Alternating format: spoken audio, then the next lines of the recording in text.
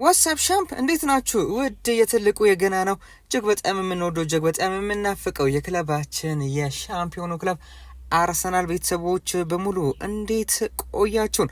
ዛሬ እንግዲህ የተለያዩ የአርሰናል የዝውውር መረጃዎች ነው ይዘን የመጣ ነው።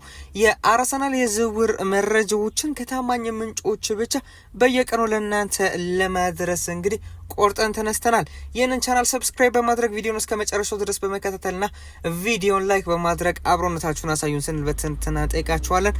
እንደማትሳፍሩን እናምናለን። በቀጥታ ወደ መረጃዎቻችን እናምራ። የመጀመሪያ መረጃችን የሚሆነው ሊያንድሮ ትሮሳርድን ይመለከታል። ጋላታሳራይ እና ቤሺክታሽ ቤልጂየማዊውን ኮከብ ለማስፈረም የዝውውር ውድድሩን ወይም ደግሞ ፉክክሩን ተቀላቅሏል የሚል መረጃ በዛሬው ዕለት ቲምቶክ እና የቱርክ መገናኛ ብዙሃን እየዘገቡ ይገኛሉ። አርሰናል አዳዲስ አጥቂዎችን ለማስፈረም ለትሮሳርድ ከ20 እስከ 25 ሚሊዮን ዩሮ የሚቀርብ ጥሩ ቅናሽ ካገኘ ለመሸጥ ፈቃደኛ ሊሆን ይችላል። አትሌቲኮ ማድሪድም ተጫዋቹን ይፈልጓል የሚል መረጃ ነው እንግዲህ ቲምቶክም እንዲሁም ደግሞ ከወደ ቱርክ ያለው መገናኛ ብዙሃን እየዘገቡ የሚገኙት። በክረምቱ የዝውውር መስኮት እንግዲህ በአርሰናል ቤት የማይቆዩ ተጫዋቾች መካከል ሊያንድሮ ትሮሳርድ አንዱ ነው። ሌላኛው ደግሞ ጋብርኤል ሄሱስ ነው። አትሌቲኮ ማድሪድ ብራዚላዊውን አጥቂ ጋብርኤል ሄሱስን ለማስፈረም ከአርሰናል ጋር በተደጋጋሚ ውይይት እያደረገ እንዳለ ከወደ ስፔን እየወጡ ያሉ መረጃዎች ያስነበቡን ይገኛሉ። እንዲሁም ደግሞ ለአርሰናል ቅርብ የተባሉ የመረጃ ምንጮች የሚያስነብቡን ምንድን ነው? ጋብርኤል ሄሱስ በክረምቱ የዝውውር መስኮት ከአርሰናል ቤት ይለቃል። አትሌቲኮ ማድሪድ እና በርካታ የፕሪሚየር ሊግ ቲሞች ደግሞ ተጫዋቹን ለማስፈረም ከፍተኛ ፍላጎት እንዳላቸው ነው በስፋት እየተዘገበ የሚገኘው። እንግዲህ ጋብርኤል ሄሱስ በእርግጠኝነት ከአርሰናል ለቃል ተብሎ የሚጠበቅ ተጫዋች እንደሆነ ይታወቃል። ሌላኛው ተጫዋች ደግሞ ጋብርኤል ማርቲኔሊ ነው። እንግዲህ ይህ የግራ የክንፍ መስመር ተጫዋች በአርሰናል ቤት እንደማይፈለግ ነው እየተገለጸ የሚገኘው። በተለይም በክረምቱ የዝውውር መስኮት ደህና የተባለ ገንዘብ የሚቀርብለት ከሆነ አርሰናሎች ለመሸጥ ፈቃደኞች እንደሆኑ ነው የተገለጸ የሚገኘው። አትሌቲኮ ማድሪድ እንዲሁም ደግሞ የሳውዲ አረቢያ ክለቦች ተጫዋቹን ለማስፈረም ረብጥ 20 ሚሊዮን ፓውንዶችን ለአርሰናልም እንዲሁም ደግሞ ለተጫዋቹም ለመክፈል ፈቃደኞች እንደሆኑ ነው የተዘገበ የሚገኘው። አንዳንድ ታማኝ 100% ታማኝ ያልተባሉ ደግሞ የመረጃ ምንጮች ሩመሮች ማለት ነው ወደ ባየር ሙኒክ የሚያመራበት እድል አለ እያሉ እየዘገቡ ይገኛሉ። ተጫዋቹ ግን በክረምቱ የዝውውር መስኮት ከአርሰናል ቤት የሚለቅበት እድል እጅግ በጣም ሰፊ እንደሆነ ነው መረጃዎች እየተዘገቡ የሚገኙት። ቀጣዩ መረጃችን የሚሆነው ደግሞ ኦስካር ሚንጌዛን ይመለከታል። አርሰናል ከሴልታ ቪጎ በነጻ ዝውውር ፍሪ ኤጀንት የሚለቀውን የ27 ዓመቱን ሁለንተናዊ ቨርሳታይል ተከላካይ ኦስካር ሚንጌዛን ለቡድኑ ተጨማሪ ጥልቀት እንዲሆን ለማስፈረም እያሰቡበት እንዳለ በዛሬው ዕለት ከወደ ስፔን ያሉ መረጃዎች እየጠቆሙ ይገኛሉ። ተጫዋቹ እንግዲህ በክረምቱ የዝውውር መስኮት ወደ ሌላ አዲስ ክለብ የሚያመራ ይሆናል። በርካታ ክለቦች እየፈለጉት ይገኛሉ እንደነ አርሰናል እንዲሁም ደግሞ አስቶን ቪላ፣ አርቢ ላይፕዚግ፣ አትሌቲኮ ማድሪድ እና ባርሴሎና ተጫዋቹን በጥብቅ የተከታተሉት እንዳለ ነው መረጃዎች እየጠቆሙ የሚገኙት። ተጫዋቹ እንግዲህ በተለያዩ ቦታዎች ላይ መጫወት የሚችል እጅግ በጣም ሁለገባዊ ወይም ቨርሳታይል የተባለ ተጫዋች ነው። በራይት ባክ በኩል፣ በሴንተር ባክ በኩል፣ በሌፍት ባክ በኩል በሁሉም የተከላካይ ስፍራ ቦታ ላይ መጫወት የሚችል እጅግ በጣም ግሩም የሆነ ስፔናዊ የ27 ዓመት ተጫዋች ነው። እንግዲህ የእግር ኳስ ህይወቱን የጀመረው በባርሴሎና ላማሲያ አካዳሚ ሲሆን በ2022 ነበረ ወደ ሴልታ ቪጎ ማምራት እየቻለው። በሴልታ ቪጎም እጅግ በጣም ድንቅ ጊዜን ማሳለፍ ችሏል። ነገር ግን የኮንትራት ማራዘሚያ ቀርቦለት አሁን ላይ ፕራይሜ ላይ ነው የሚገኘው። እድሜን በዚህ ክለብ መጨረስ አልፈልግም፣ የአውሮፓ ሻምፒዮንስ ሊግ እንዲሁም ደግሞ ፕሪሚየር ሊግን እንዲሁም ሌሎችም ሊጎችን ማሸነፍ ወደሚችል ክለብ ነው ማምራት የምፈልገው ማለቱን ተከትሎ እንግዲህ ኮንትራት አልፈርምም ብሎ አሁን ላይ ከሴልታ ቪጎ ጋር ያለው የኮንትራት ወይም ደግሞ ውል ተቋርጦ ወይም ደግሞ አልቆ ፍሪ ኤጀንት ነው ወይም ደግሞ ከክለብ ነፃ ነው። ይህ ተጫዋች እንግዲህ ተጫዋቹ ቨርሳታይል ዲፌንደር ነው እንዳልኳችሁ በተለያዩ ቦታዎች ላይ መጫወት ይችላል። እንዲሁም ደግሞ በፓሲንግ አቢሊቲው እጅግ በጣም የተጨበጨበለት ተጫዋች ነው። ፓስ በማድረግ እጅግ በጣም ይደነቃል። እንዲሁም ደግሞ ከኳስ ጋር ኮምፈርቴብል ነው እንደነ ዊሊያም ሳሊባ ሁሉ እንደነ ቲምበር ሁሉ ከኳስ ጋር እጅግ በጣም ኮምፎርታብል ነው፣ ኮንፊደንስ ያለው ተጫዋች ነው። እንዲሁም ደግሞ በተለያዩ ቦታዎች ላይ መጫወቱ የአርሰናልን ቀልብ እንደሳበና ተጫዋቹን ለማስፈረም እንግዲህ ውይይትን ያደረጉበት ምክንያት ይሄ እንደሆነ ነው የተጠቀሰ የሚገኘው። ተጫዋቹ እንግዲህ አሁን ላይ ወደ ባርሴሎና የሚያመራበት እድል እንዳለ በርካቶች እየዘገቡ ይገኛሉ። ነገር ግን አርሰናል ከጠየቀው ወደ አርሰናልም የሚያመራበት እድል እንዳለ ነው መረጃዎች እየጠቆሙ የሚገኙት። ቀጣዩ መረጃችን የሚሆነው ደግሞ ኢጎር ቲያጎን ይመለከታል። አርሰናል የብሬንትፈርዱን ብራዚላዊ አጥቂ ኢጎር ቲያጎን በጥብቅ መከታተል ጀምሯል የሚል መረጃ በዛሬው ዕለት ግራም ቤል የተባለው የቲም ቶክ ጋዜጠኛ እንግዲህ በትዊተር ገጹ አስነብበውናል። ተጫዋቹ በፕሪሚየር ሊጉ 22 ጎሎችን በማስቆጠር አስደናቂ የውድድር ዘመንን አሳልፏል። ብሬንትፎርድ ለተጫዋቹ 80 ሚሊዮን ዩሮ የሚፈልግ ሲሆን ውሉ እስከ 2031 በመሆኑ ዝውውሩን ከባድ ያደርጓል የሚል መረጃም ነው እንግዲህ አያይዞ ግራም ቤሌ በዛሬው ዕለት በለጠፈው ፖስት መመልከት እየቻል ነው። እንግዲህ ኢጎር ቲያጎር በአሁኑ ሰዓት ላይ በብራዚል ብሔራዊ ቡድን ነው እንግዲህ የሚገኘው በዓለም ዋንጫው ማለት ነው። የዓለም ዋንጫው እንዳጠናቀቀ በብሬንትፎርድ እንደሚቆይ አሊያም ደግሞ ወደ ሌላ ክለብ እንደሚያመራ ያሳውቃል ተብሎ ይጠበቃል። ነገር ግን እንደ አርሰናል ያሉ ትላልቅ ክለቦች የሚፈልጉት ከሆነ ግን አይኑን እንደማያሸም ነው እንግዲህ ተያይዞ እየተዘገበ የሚገኘው። እኔ በግሌ ግን ይህ ተጫዋች ምንም እንኳን ባለፈው የውድድር ዘመን በፕሪሚየር ሊጉ 22 ጎሎችን ማስቆጠር ቢችልም ነገር ግን ወደ አርሰናል ወደ ክለቤ አርሰናል እንዲመጡ ከማልፈልጋቸው ተጫዋቾች መካከል በቁጥር አንድነት የማነሳው ተጫዋች ነው ኢጎር ቲያጎ። ምክንያቱም ደግሞ ለአርሰናል ይመጥናል ብዬ ስለማላስብ፣ ምክንያቱም ደግሞ ከትላልቅ ቡድኖች ጋር ብዙ ጎሎችን ሲያስቆጠር አልተመለከትነውም። እንዲሁም ደግሞ የሚያገኘውን አጋጣሚም በትክክል የማይጠቀም አጥቂ ነው ብዬ አስባለሁ።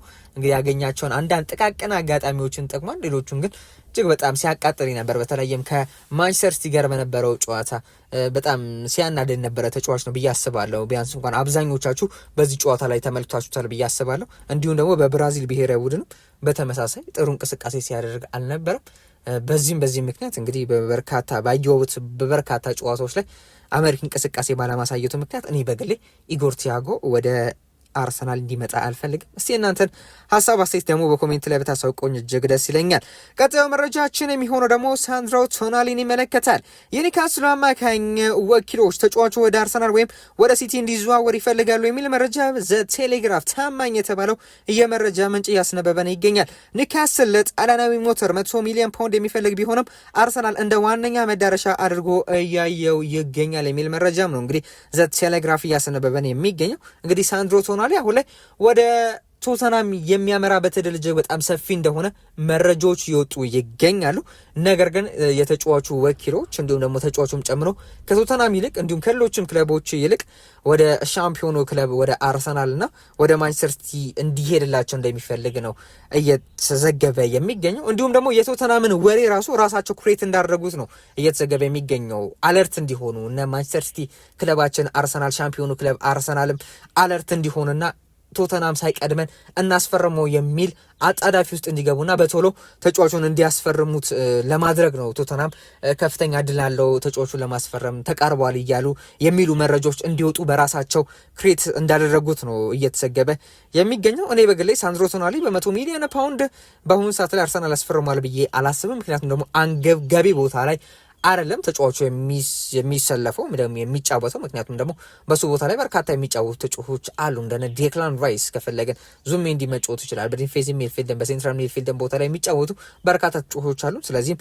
ይህን ያህል ትልቅ ገንዘብን እስከ 100 ሚሊዮን ፓውንድ የሚደርስ ገንዘብን አርሰናል በአሁኑ ሰዓት ላይ አውጥቶ ይህንን ተጫዋች ያስፈርማል የሚል እምነት እኔ በግሌ የለኝም። ቀጣዩ መረጃችን የሚሆነው ደግሞ አሌክስ ስኮትን ይመለከታል። ፋብሪዚዮ ሮማኖ እንዳረጋገጠው አርሰናል ተጫዋቹን ለማስፈረም ከቦርንሞዝ ጋር ንግግር ላይ ነው። ቦርንሞዝ ተጫዋቹን አዲስ ውል የማፍረሻ ፈርሞ እንዲቆይ ቢፈልግም አርሰናል ግን እሱን ለማግኘት እየገፋ ነው። ይሁን እንጂ የወጣቱ ማይልስ ሉዊስ ስኬሊ ማድረግ በዝውውሩ ላይ ተጽዕኖ ሊኖረው ይችላል የሚል መረጃም ተያይዞ እየተዘገበ ይገኛል። እንግዲህ አርሰናል አሁን ላይ ንግግር ላይ ነው የሚገኘው ከቦርንሞዝ ጋር። እንግዲህ ተጫዋቹ በተለይም በሉዊስ ስኬሊ ቦታ ላይ እንደመጫወቱ መጠን በተለይ ሉዊስ ስኬሊ አሪፍ እንቅስቃሴን እያሳየን የሚገኘው በዛ ቦታ ላይ። ስለዚህም እንግዲህ የሉዊስ ስኬሊ ማደግ በተለይም አሪፍ እንቅስቃሴን ማሳየቱ አሌክስ ስኮት ወደ አርሰናል እንዳይመጣ ሊያደርገው እንደሚችል ነው መረጃዎች እየጠቆሙ የሚገኙት። ቀጣዩ መረጃችን የሚሆኑ ደግሞ ማኑ ኮኔን ይመለከታል። ከጣሊያን የወጡ ዘገባዎች አርሰናል ከተጫዋቹ ጋር በግል ጥቅማ ጥቅሞች ተስማምቷል ቢሉም ፋብሪዚዮ ሮማኖ ግን ይህ መረጃን አስተባብሏል። ሮማኖ እንዳለው አርሰናል በአሁኑ ወቅት ትኩረቱ ሌሎች የመሀል ሜዳ አማራጮች ላይ ያደረገ ሲሆን የሮማውን አማካኝ ለማስፈረም የተቃረበ ነገር የለም፣ ፍጹም ውሸት ነው የሚል መረጃ በዛሬው ዕለት እንግዲህ ፋብሪዚዮ ሮማኖ ይዞ መውጣት ይችላል። እንደ ጋዜጣ ኢታሊ እንዲሁም ደግሞ ሌሎች በርካታ የጣሊያን ጋዜጦች እንግዲህ ማኑ ኮኔ ወደ አርሰናል ለማምራት አሁን ላይ ከተጫዋቹ ጋር በግል ተስማምቷል። አሁን የሚቀረው የተጫዋቹ ክለብ ሮማ እና አርሰናል መስማማት ብቻ ነው የሚል መረጃ ነበር ይዞ ሲወጡ የነበረው። ነገር ግን ፍጹም ሐሰት መሆኑ ተረጋግጧል። እንግዲህ ተጫዋቹ በሮማ ያለ እጅግ በጣም ድንቅ የተባለ የሴንትራል ሚድፊልድ እንዲሁም ደግሞ በዲፌንሲቭ ሚድፊልድ እየጮተ የሚገኝ እጅግ በጣም ግሩም በተባለ ተጫዋች ነው። ነገር ግን አሁን ላይ ወደ አርሰናል ከአርሰናል ጋር ተስማምቷል የሚለው መረጃ ፍጹም ውሸት እንደሆነ ነው እንግዲህ ፋብሪዚዮ ሮማኖ እያረጋገጠው። ቀጣዩ መረጃችን የሚሆነው ደግሞ አዩብ ቡአዲን ይመለከታል። አርሰናል የሊሉን ወጣት ኮከብ ቡአዲን ለማስፈረም በሩጫው መሪነቱን ይዟል የሚል መረጃ በዛሬው ዕለት ኮት ኦፍ ሳይድ እያስነበበን ይገኛል። የቴክኒክ ዳይሬክተሩ አንድሬ ቤርታ ከተጫዋቹ ወኪሎች ጋር አዎንታዊ ንግግር አድርጓል። ይሁን እንጂ ለዚህ ታዳጊ ከ70 እስከ 80 ሚሊዮን ፓውንድ የሚጠይቅ በመሆኑ ሙሉ ስምምነት ላይ ለመድረስ ክለብ ለክለብ ድርድር ያስፈልጋል ወይም ደግሞ እጅግ በጣም የተንጓተተ ድርድር ሊኖር እንደሚችል ነው መረጃዎች የጠቆሙ የሚገኙት። እንግዲህ አዩብ ቡአዲ በተለይም ወደ አርሰናል ማምራት የሚፈልግበት እድል እንዳለ ነው እየተነገረ የሚገኘው። ምክንያቱም ደግሞ ተጫዋቹ ወደ ሻምፒዮኑ ክለብ ወደ አርሰናል ማምራት እንደሚፈልግ ነው እየተገለጸ የሚገኘው። ነገር ግን በርካታ ክለቦች ተጫዋቹን ይፈልጉታል። ፒኤስጂ፣ ባየር ሙኒክ፣ ማንቸስተር ሲቲ እንደነ ባርሴሎና የመሳሰሉ ቲሞች እንደሚፈልጉት ነው የተጠቀሰ የሚገኘው፣ ቼልሲንም ጨምሮ ማለት ነው። እስቲ እንግዲህ የአርሰናሉ ዳይሬክተር አንድሪያ ቤርታ ምን ያደርጋል የሚለውን ጉዳይ እስቲ አብረን ወደፊት የምናይ ይሆናል። ነገር ግን አርሰናል አሁን ላይ ከተጫዋቹ ኤጀንት ጋር ንግግር እያደረገ ነው የሚገኘው። ከእንደገና ደግሞ የተጫዋቹን የማስፈረም ፉክክር ከማንቸስተር ሲቲ ከፒኤስጂም በልጦ አርሰናል ፉክክሩን እየመራ እንዳለ ነው ኮት ኦፍ ሳይድ እያስነበበን የሚገኘው። እጅግ በጣም መልካም ዜና ነው። ቀጣዩ መረጃችን የሚሆኑ ደግሞ ሞርጋን ሮጀርስን ይመለከታል። በትላንትናው ዕለት እንግዲህ ሃንድ ኦፍ አርሰናል የተባለው ታማኝ የመረጃ ምንጭ ስለ ሞርጋን ሮጀርስ ሰፋ ያለ መረጃን ይዞ መውጣት ችሏል። ምንድነው እያለው የአስቶን ቪላ ኮከብ ሞርጋን ሮጀርስ የፕሪሚየር ሊጉን ሻምፒዮን አርሰናልን ለመቀላቀል ፍላጎት እንዳለው ለቪላ ከፍተኛ አመራሮች በይፋ አስታውቋል። ቼልሲና ማንቸስተር ዩናይትድ ተጫዋቹን ለማግኘት በእጅጉ ቢለምኑትም የሮጀርስ ምላሽ ግን አርሰናል ብቻ የሚል ሆኗል፣ ሻምፒዮኑ ብቻ የሚል ሆኗል የሚል መረጃ ነው እንግዲህ ሃንድ ኦፍ አርሰናል እያስነበበን የሚገኘው። ተጫዋቹ በሚኬል አርቴታ ፕሮጀክት ሙሉ በሙሉ የተማረከ ሲሆን በግል ጥቅማ ጥቅሞች ላይ ምንም አይነት ችግር የለም። ፋብሪዚዮ ሮማኖ እንዳረጋገጠው ከሆነ ደግሞ አርቴታ ሮጀርስን ፍጹም የመስመር አጥቂ እና ቁጥር 1 ኢላማው አድርጎታል። በአሁኑ ወቅት ሁለቱ ክለቦች በውስጥ መስመር ወይም ደግሞ በደበቅ የተነጋገሩ ሲሆን ዝውውሩ የሚወስነው የቪላ የገንዘብ ጥያቄ ብቻ ነው የሚል መረጃ ፋብሪዚዮ ሮማኖ ይዞ መውጣት ይችላል። እኔ እጅግ በጣም ደስተኛ የሆንኩበት መረጃ ይህ መረጃ ነው። ሞርጋን ሮጀርስ በእርግጠኝነት የአርሰናል ፈራሚ ከሆነ በሚቀጥለው የውድድር ዘመን በፈለጋችሁት ገንዘብ ማስያዝ ይችላለሁ። አርሰናል የፕሪሚየር ሊጉ ሻምፒዮን በድጋሚ ይሆናል ብዬ አስይዛለሁ። በፈለጋችሁት ገንዘብ እንግዲህ እስቲ ወይ የስልክ ቁጥራችሁን ወይ ደግሞ የቴሌግራም አካውንታችሁን አስቀምጡልኝ። በፈለጋችሁት ገንዘብ እናስይዛለን። እኔ ሞርጋን ሮጀርስ አርሰናል ከፈረመ በሚቀጥለው የውድድር ዘመን የፕሪሚየር ሊጉ ሻምፒዮን እንደምንሆን በፈለጋችሁት ነገር ማስያዝ እችላለሁ። ምክንያቱም ደግሞ አርሰናል ያጣው የግራ የክንፍ መስመር ተጫዋቹ ብቃት ማነስ ነው። በዘንድሮ የውድድር ዘመን እንደዚህ ተንጓተን በመጨረሻ ሰዓት ዋንጫውን እንድንበላ ያደረገን እንጂ የሲዝኑ አጋማሽ ላይ ነበረ ዋንጫውን ማሸነፋችን ኦልሞስት ልናረጋገጥ ጥቂት ሊቀረን ይገባ የነበረው። ነገር ግን በክንፍ መስመር ያሉን ድክመቶች በተለይም በሞርጋን ሮጀርስ ይቀረፋል ብዬ አስባለሁ። እኔ በገሌ እጅግ በጣም የምደሰትበት ባለፈው ውድድር ዘመን በነ ኤቤሬቺዜ በነ ቪክተር ኮሬስ ምን ያህል እንደተደሰትን ተመልክተናል። ከዛ እጥፍ ነው እንግዲህ ሞርጋን ሮጀርስ በሚቀጥለው የውድድር ዘመን እንግዲህ የሚያስደስተን ብዬ አስባለሁ። እስቲ የእናንተን ሀሳብ አስተያየት በኮሜንት ላይ አሳውቁኝ። እንግዲህ ሞርጋን ሮጀርስ ወደ አርሰናል ማምራት እንደሚፈልግ ተረጋግጧል። እንግዲህ ቼልሲና ማንቸስተር ዩናይትድ ቢለምኑትም የሚለው ጉዳይ ደግሞ ከዝውውሩ በላይ ነው ያስደሰተኝ። እስቲ እናንተን ሀሳብ አስተያየት ደግሞ በኮሜንት ላይ ብታሳውቁኝ እጅግ ደስ ይለኛል። ስለ ሞርጋን ሮጀርስ ያላችሁን ሀሳብ አስተያየት እንደኛው የምታስቡት አሊያስ ምንድን ነው? እስቲ በኮሜንት ላይ ብታሳውቁኝ ደስ ይለኛል። ቀጣዩ መረጃችን የሚሆነው ደግሞ ዩሊያን አልቫሬስን ይመለከታል። ታማኝ የተባለው የመረጃ ምንጭ ዘ ታይምስ እንዲሁም ደግሞ ከወደ ስፔን ያሉ ታማኝ የተባሉ የመረጃ ምንጮች አርሰናል በአልቫሬዝ ዝውውር ተስፋ እንዳልቆረጡ እያስነበቡን ይገኛሉ። ክለቡ ተጫዋች እና ገንዘብ በመቀየር ፕሌየር ፕላስ ካሽ ዝውውሩን ለመጨረስ እያጠና ሲሆን አርቴታ ግን ቪክቶር ዮኬሬስን በዝውውሩ አካቶ ለአትሌቲኮ ማድሪድ ለመስጠት ፍቃደኛ እንዳልሆነ ነው እየተገለጸ የሚገኘው።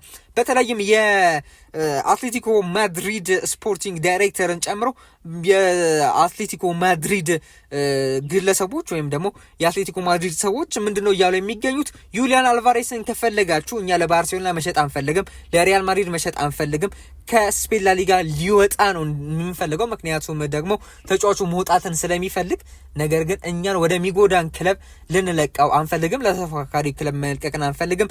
ነገር ግን ለእናንተ ለአርሰናል የምንሸጥ ከሆነ ግን 50 ሚሊዮን ዩሮ ትከፍሉናላችሁ ፕላስ ደግሞ ቪክቶር ዮኬሬስን ትሰጡናላችሁ የሚል ነው እንግዲህ ጥያቄ ያቀረቡት እንዳለ መረጃዎች እየጠቆሙ የሚገኙት። ነገር ግን የአርሰናል ሰዎችም እንዲሁም ደግሞ ሚኬል አርቴታም ጨምሮ ቪክቶር ዮኬሬስ በጭራሽ ነው የማንሰጣችሁ እያለ ይገኛል። እንግዲህ ትክክለኛ ውሳኔ ይመስለኛል። ምክንያቱም ደግሞ አልቫሬስ ፕላስ 50 ሚሊዮን ዩሮ እጅግ በጣም ብዙ ይመስለኛል። በተለይም ቪክቶር ዮኬሬስ ደግሞ የማናገኘው አይነት አጥቂ ስለሆነ እንግዲህ ይህንን ተጫዋች መቀየር አለብን ብዬ በግሌ አላስብም። እስቲ እናንተን ሀሳብ አስተያየት በኮሜንት ላይ ብታሳውቁኝ እጅግ ደስ ይለኛል። ለዛሬ ያዝላችሁ ፕሮግራም ይህን ይመስል ነበር። እስከ መጨረሻው ድረስ ተከታተላችሁን ላይክ እና ሰብስክራይብ ስለምታደርጉ እጅግ አድርገን እናመሰግናለን። መልካም ጊዜ፣ መልካም ሻምፒዮንነት ጊዜ